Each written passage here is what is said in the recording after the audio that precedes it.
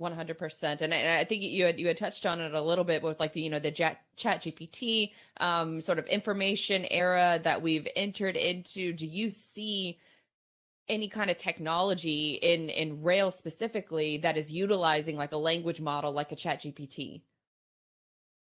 And not to talk my book here, but I mean, we are trying to effectively create the database, the repository for all information needed, be able to move freight by rail. So, could I foresee a day where somebody comes into our system and has, kind of a auto co-pilot that will help them answer all these questions, using the natural language queries, vis-a-vis or a type of GPT?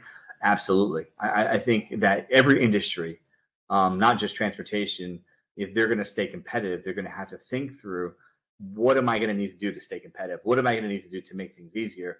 And at the end of the day, when you think about Chat GPT or any, of these other AI extensions or tools that are, have a similar concept, which right now I feel like there's hundreds of them that are being released every month around AI.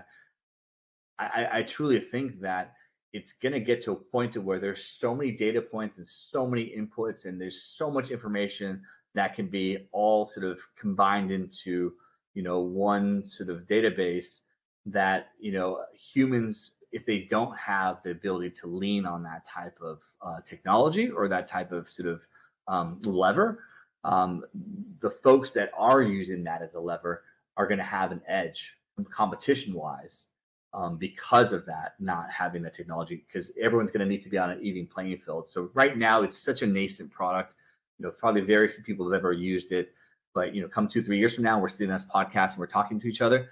I think it's going to be as common as, people refer to as Google, for searching.